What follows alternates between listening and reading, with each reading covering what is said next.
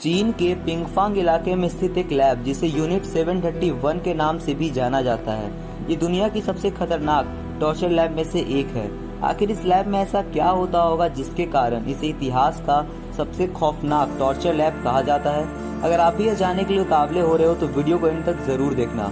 ये कहानी उस वक्त की है जब पूरी दुनिया में संग्राम छिड़ा हुआ था। नहीं समझे? ये कहानी दूसरे विश्व युद्ध के समय की है। उस समय जापान जितना आज है उससे कई ज्यादा बड़ा था। उस समय चीन के कई भागों पर जापानी सेना का कब्जा हुआ करता था। उन्हीं कब्जे वाले इलाकों में जापान की गवर्नमेंट ने एक लैब बनवाया जहां पहले तो लीगल तरीके से लोगों से उनकी परमिशन लेकर के उन पर रिसर्च किया जाता था। रिसर्च में पता लगाया जाता था कि ह्यूमन बॉडी कितने समय तक भूख प्यास बर्दाश्त कर सकता है, किस तरह से हमारा शरीर बीमारियों से लड़ता है। लेकिन जैसे जैसे युद्ध तेज होता गया जापानियों ने अपने तरीके बदल दिए। क्योंकि इस प्रकार के प्रयोग स्वाभाविक रूप से ऐसे थे जिनमें अधिकांश लोग अपनी इच्छा से भाग नहीं लेते, तो जापानियों ने युद्ध के कैदियों पर यह परीक्षण करना शुरू कर दिया। आखिर ये किस तरह के एक्सपेरिमेंट थे जिनमें लोगों को जबरन पकड़कर उन पर एक्सपेरिमेंट किया जाता?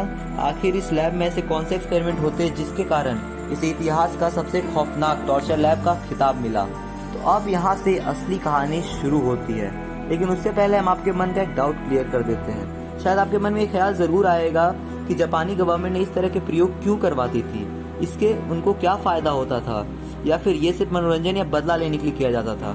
तो मैं आपको बता देना चाहता हूँ कि इसके पीछे एक बहुत बड़ा रीजन था, वो आपको वीडियो के एंड में पता लगेगा।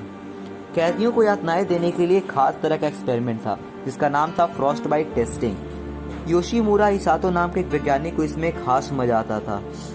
इस एक्सपेरिमेंट में कैदियों के हाथ पैर ठंडे पानी में जमा दिए जाते और जब इंसान पूरी तरीके से सिकुड़ जाता तो उसके हाथ पैर तेज गर्म पानी में डाल दिए जाते। इस प्रोसेस में हाथ पैर लकड़ियों के चटकने की तरह आवाज करके फट जाते। इस एक्सपेरिमेंट में बहुत से लोगों की जान चली गई, फिर भी ये एक्सपेरिमेंट चलता रहा।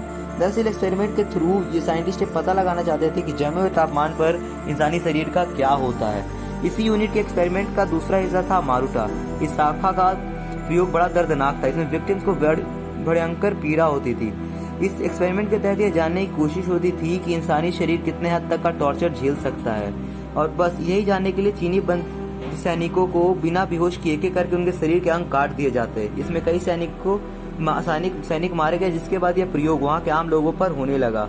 ऐसे ही यूनिट 731 का एक और खौफनाक एक्सपेरिमेंट था जिस प्रयोग के तहत आम लोगों में हैजा या फिर प्लेग के पैथोजन डाल दिए जाते और इसके बाद उस व्यक्ति की चीर फाड़ यह देखने के लिए की जाती कि बीमारी का उसके शरीर के किस हिस्से पर क्या असर पड़ता है।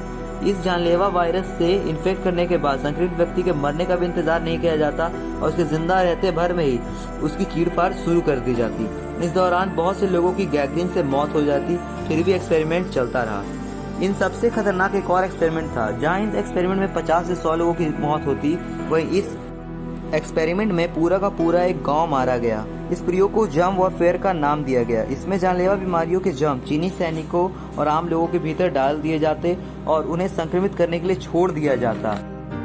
साल 1940 में जापानी बम वर्षक विमानों ने चीन के गांव खुजुओ पर बमबारी की, जिसमें एक क्ले बम के भीतर 30,000 संक्रमित पुलिस थे। बम के गिरते पूरा गांव लाल लाल धुएं में नहा गया, जिसके बाद गांव का हर एक व्यक्ति प्लेग से मारा गया। इसके बाद प्लेग यहाँ से वहाँ फैलता गया। बाद में इसके सारे रिकॉर्ड जापानियों ने जला दिए थे।